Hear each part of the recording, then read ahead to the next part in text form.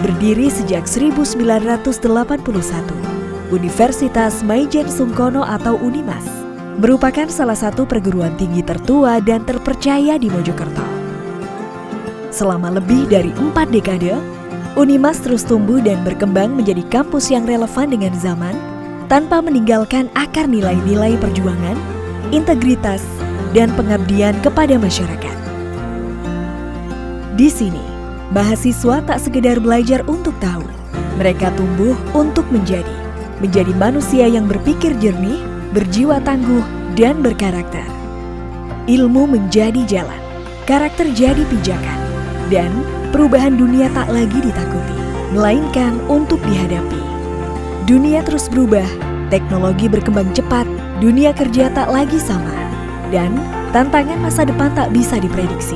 Untuk itu, pendidikan harus bertransformasi.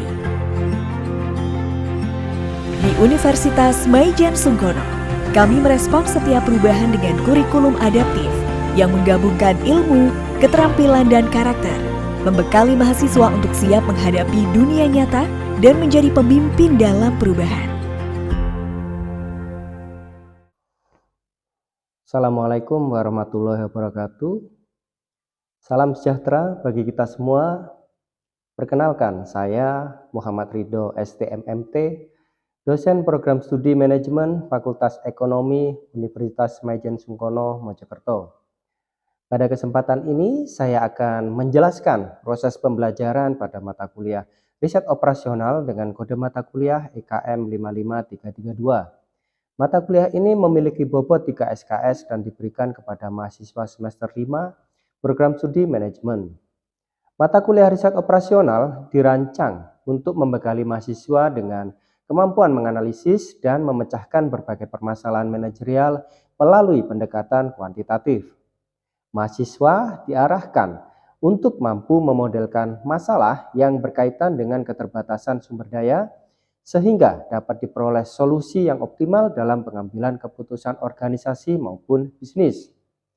Kemampuan yang diharapkan setelah mahasiswa menempuh mata kuliah ini adalah mampu menjelaskan prinsip dan etika dalam riset operasional, mampu merumuskan dan memecahkan masalah, memahami berbagai metode dalam riset operasional, mampu mengumpulkan, menggunakan, dan menginterpretasikan teori untuk mendukung pengambilan keputusan, serta mampu mempresentasikan hasil analisis secara akademik dan profesional. Dalam aspek delivery atau penyampaian pembelajaran, perkuliahan dilaksanakan secara tatap muka dengan dukungan media pembelajaran berupa PowerPoint, buku referensi, laptop, LCD proyektor, dan papan tulis. Metode pembelajaran yang digunakan meliputi ceramah, latihan soal, diskusi, dan praktikum. Materi pembelajaran disusun secara bertahap dan sistematis. Pada pertemuan pertama, mahasiswa mempelajari pengenalan dan pemahaman riset operasional. Pertemuan kedua membahas konsep dasar linear programming. Pertemuan ketiga membahas analisis geometri pada linear programming. Pertemuan keempat membahas metode simplex. Pertemuan kelima membahas analisis sensitivitas. Pertemuan keenam membahas integer programming. Pertemuan ketujuh membahas metode transportasi. Setelah itu, mahasiswa mengikuti ujian tengah semester pada pertemuan ke-8. Pada pertemuan ke-9, materi dilanjutkan dengan membahas metode penugasan. Pertemuan ke-10 membahas goal programming. Pertemuan ke-11 membahas analisis jaringan. Pertemuan ke-12 membahas PERT dan CPM. Pertemuan ke-13 membahas teori persediaan. Pertemuan ke-14 membahas teori permainan. Pertemuan ke-15 membahas teori antrian. Seluruh materi yang telah disajikan kemudian dievaluasi melalui ujian akhir semester pada pertemuan ke-16. Dalam aspek interaction atau interaksi pembelajaran, diterapkan pendekatan student-centered learning. Mahasiswa diberikan kesempatan untuk mengajukan pertanyaan, memberikan tanggapan, menyampaikan ide, dan mendiskusikan solusi atas kasus yang diberikan. Interaksi berlangsung secara dua arah antara dosen dan mahasiswa, serta antar mahasiswa melalui diskusi kelompok dan presentasi hasil penyelesaian masalah. Pendekatan ini bertujuan untuk mengembangkan kemampuan berpikir kritis, komunikasi, kolaborasi, dan pemecahan masalah. Dalam aspek asesmen atau penilaian, evaluasi dilakukan secara berkelanjutan melalui tes tertulis, partisipasi mahasiswa, latihan atau tugas, serta perilaku akademik yang beretika selama proses pembelajaran berlangsung. Bobot penilaian terdiri atas 4 aspek yang mencakup kehadiran dan partisipasi, bobot 20%, tugas dan kuis bobot 20%, ujian tengah semester bobot 25%, dan ujian akhir semester dengan bobot 35%. Dengan sistem penilaian tersebut, mahasiswa tidak hanya dinilai berdasarkan hasil akhir, tetapi juga berdasarkan proses belajar dan keterlibatan aktif selama perkuliahan. Untuk referensi yang digunakan sebagai bahan materi adalah buku Operation Research Jilid 1 dan 2, karya Siswanto, kemudian buku Operation Research Application and Algorithm, karya Winston and Wine, kemudian artikel dan jurnal ilmiah mengenai riset operasi. Demikian penjelasan mengenai perencanaan pembelajaran pada mata kuliah riset operasional. Selanjutnya kita akan melihat implementasi pembelajaran secara langsung di kelas, mulai dari penyampaian materi, interaksi dengan mahasiswa, hingga proses evaluasi pembelajaran. Terima kasih atas perhatiannya. Wassalamualaikum warahmatullahi wabarakatuh. Assalamualaikum warahmatullahi wabarakatuh. Selamat malam, bagaimana masih semangat untuk perkuliahan hari ini? Alhamdulillah ya. Oke, sebelum kita mulai masuk ke perkuliahan, ada baiknya kita berdoa dulu ya. Dipersilahkan berdoa mulai.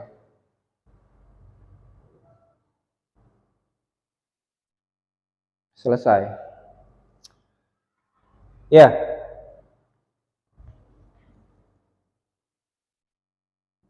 Oke, mata kuliah riset operasional ya, dengan kode mata kuliah adalah EKM 55332 dengan SKS adalah 3 ya.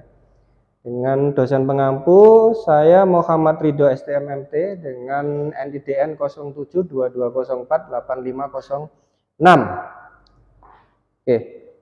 Sebelum kita mulai perkuliahan, saya bacakan dulu tata tertib perkuliahan ya. Ini adalah hasil dari pertemuan kita minggu lalu. Saya tuangkan ke dalam kontrak perkuliahan.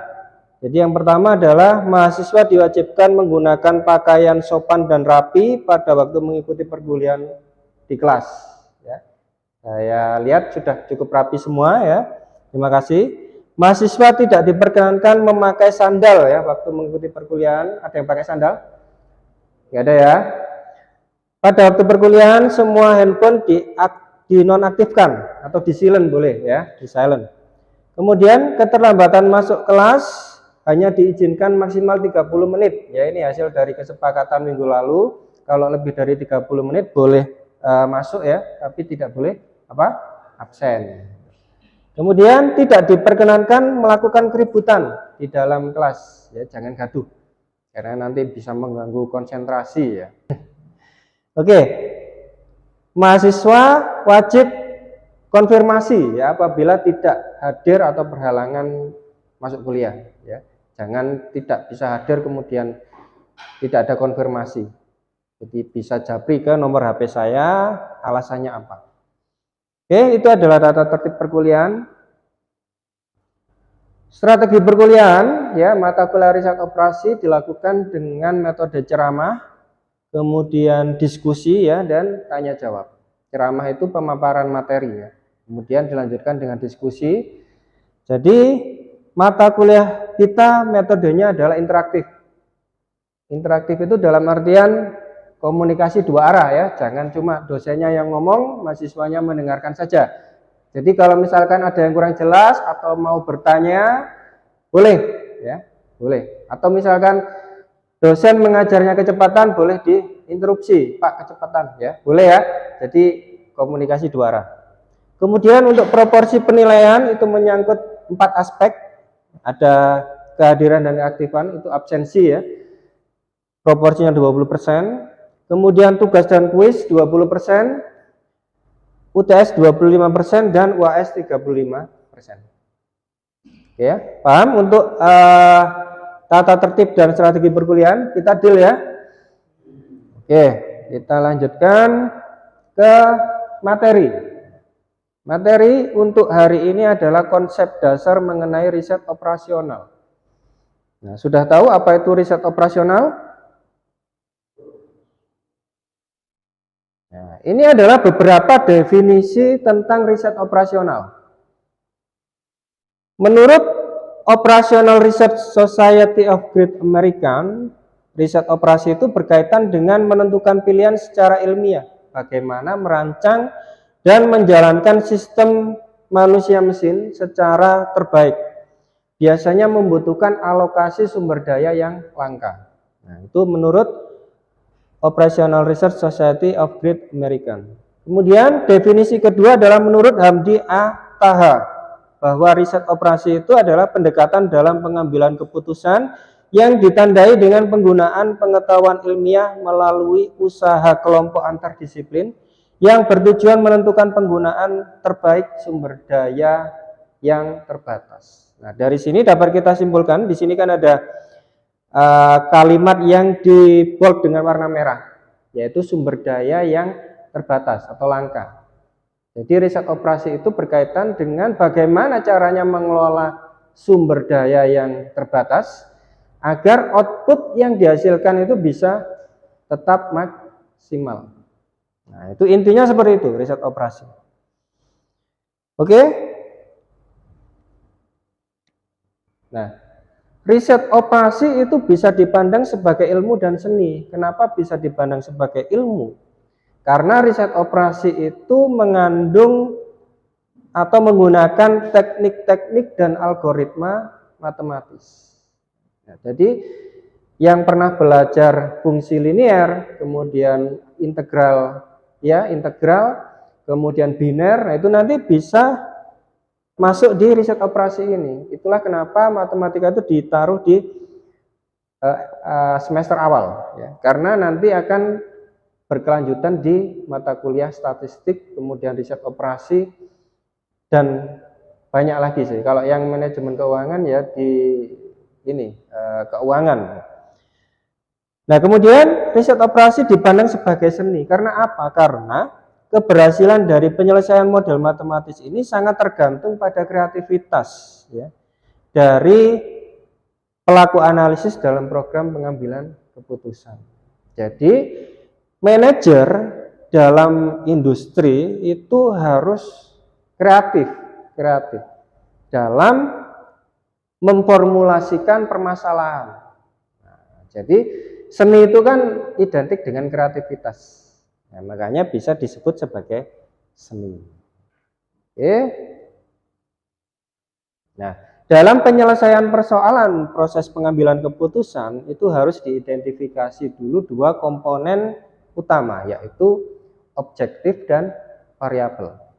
Nah, apa itu objektif, apa itu variabel? Kita lanjutkan. Objektif, ya. Objektif itu adalah tujuan, ya, atau hasil akhir yang ingin dicapai. Jadi objektif itu permasalahan, ya, permasalahan yang akan diolah atau diselesaikan. Bisa juga kalau belajar matematika itu ada variabel X dan Y, objektif itu adalah variabel apa? Y-nya. Jadi variabel yang dipengaruhi, ya, variabel yang dipengaruhi.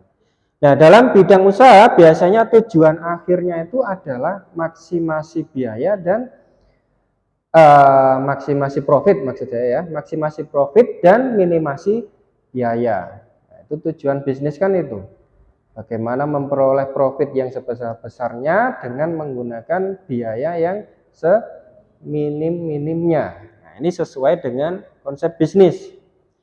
Dalam bidang lain yang sifat non-profit, maka tujuan akhir itu diartikan sebagai pemberian kualitas pelayan kepada pelanggan. Nah, non-profit itu seperti organisasi sosial atau bidang jasa. Jadi dengan keterbatasan yang ada, bagaimana caranya pelayanan kepada pelanggan atau pengguna itu bisa maksimal atau berkualitas. Nah, itu untuk objektif atau tujuan. Sedangkan variabel Variabel itu apa? Ada yang tahu variabel? Jadi variabel itu adalah aspek atau komponen yang berpengaruh terhadap tujuan atau permasalahan. Jadi setelah tujuan ditentukan, maka harus dilakukan pemilihan tindakan yang terbaik agar tujuan yang diinginkan itu dapat tercapai. Kualitas dalam pemilihan tindakan yang terbaik itu tergantung pada pengetahuan pengambil keputusan, di mana hal ini adalah manajer ya. Kemudian untuk dapat menentukan tindakan yang mungkin dilakukan, maka manajer harus mengidentifikasi variabel-variabel yang dapat dikendalikan. Itu ya. Jadi manajer itu harus bisa menentukan variabel-variabel apa yang berpengaruh terhadap objektif itu. Nah, ini adalah alur dari teknik manajemen sains atau riset operasional untuk memecahkan suatu permasalahan. Yang pertama adalah melakukan observasi, ya, pengamatan.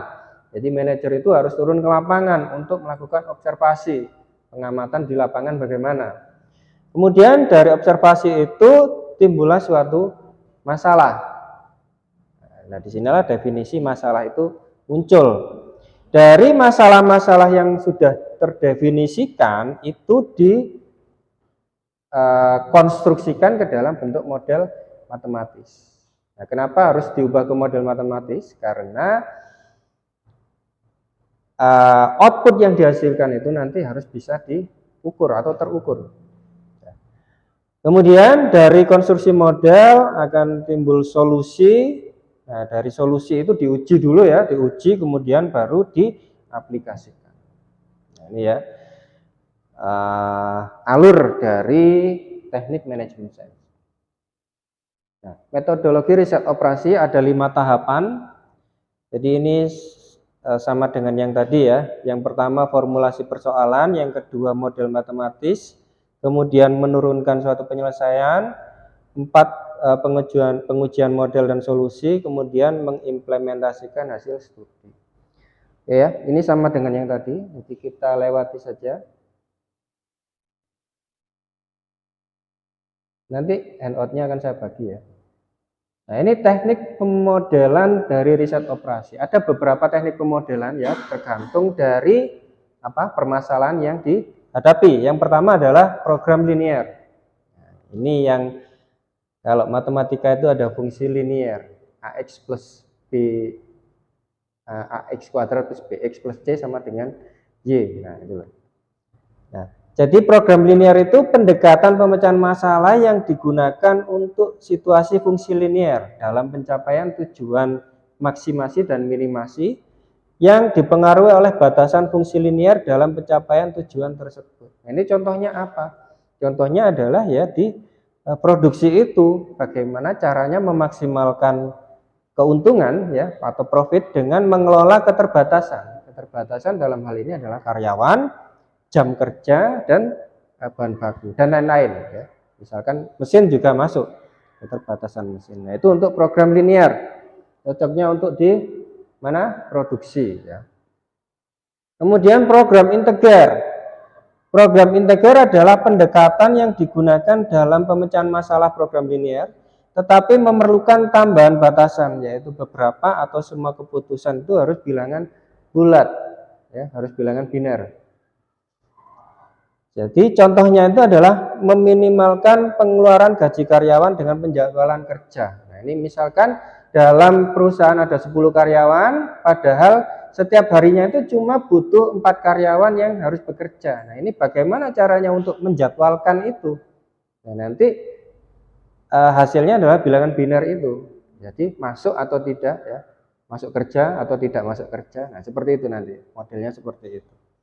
Nah, itu untuk integer. Nah, ini cocok untuk apa ini? Cocok untuk HRD ya, cocok untuk HRD. Untuk penjadwalan kerja karyawan. Kemudian model analisis jaringan.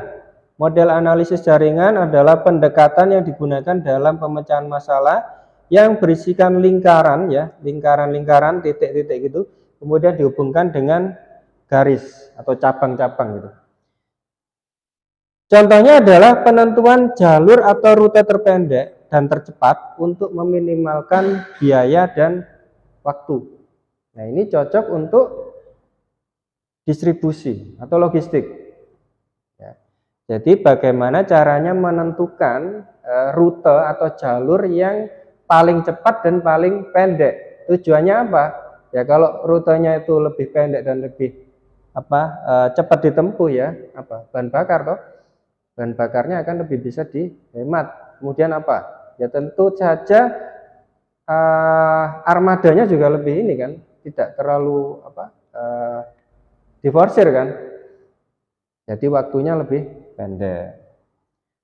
Jadi ini cocok untuk distribusi. Kemudian penjadwalan proyek atau PERT ya, CPM. Ini adalah pendekatan yang digunakan dalam pemecahan masalah yang dapat membantu dalam penjadwalan proyek.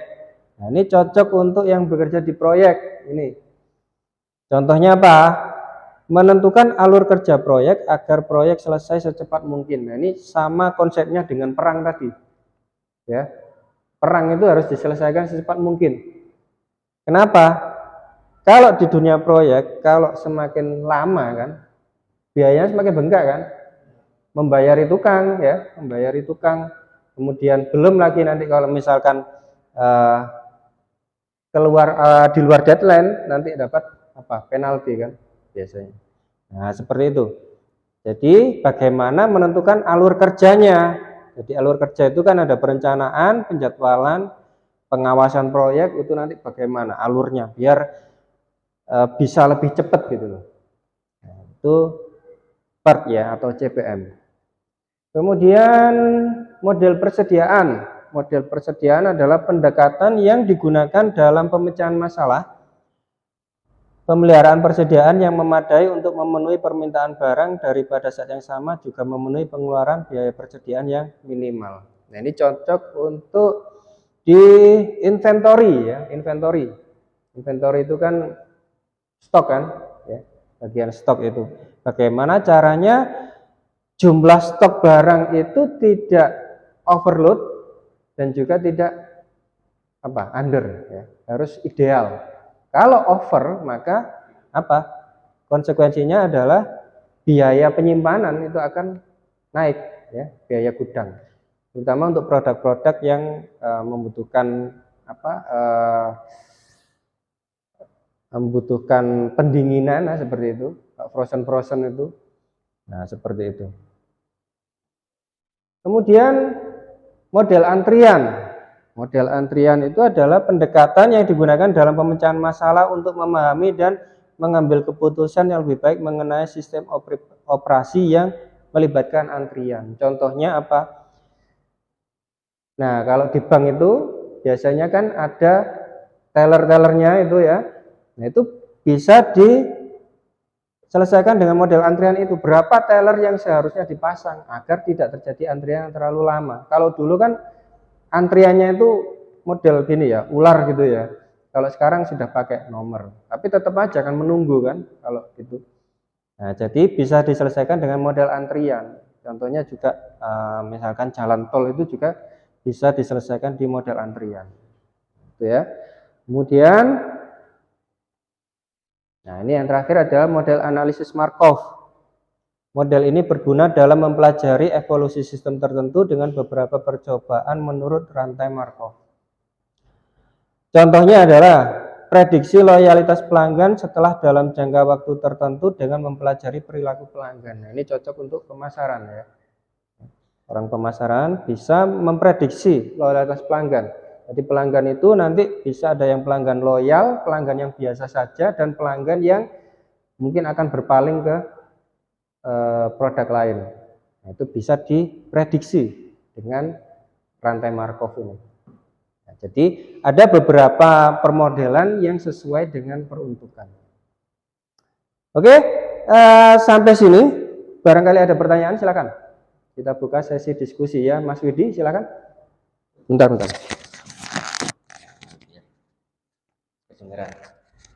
Sejak kapan riset operasional mulai digunakan untuk optimasi industri? Oke. Ya, saya tadi lupa menjelaskan bahwa ini bicara mengenai sejarah riset operasi ya. riset operasi itu sebenarnya bukan teknik optimasi industri.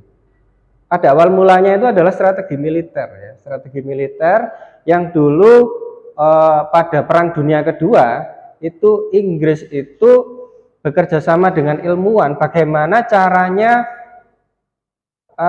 membuat strategi militer itu agar tujuannya satu, yaitu untuk memenangkan perang secepat-cepatnya. Kenapa harus secepat-cepatnya? Ada yang tahu? Iya, karena untuk memangkas biaya. Biaya apa ya? Sumber daya itu kan kalau perangnya semakin lama itu akan sumber dayanya semakin berkurang dan akan semakin habis loh. Tentaranya banyak yang mati, kemudian penduduknya ya penduduk negara itu, kemudian persenjataannya juga semakin lama akan semakin berkurang.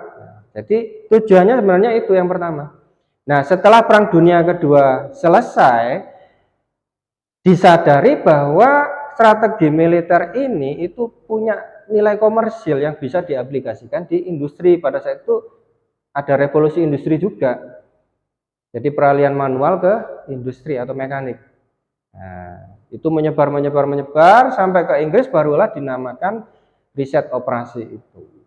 Nah, jadi awal mulanya seperti itu, riset operasi digunakan di industri. Oke, ada lagi yang mau tanya? Silakan.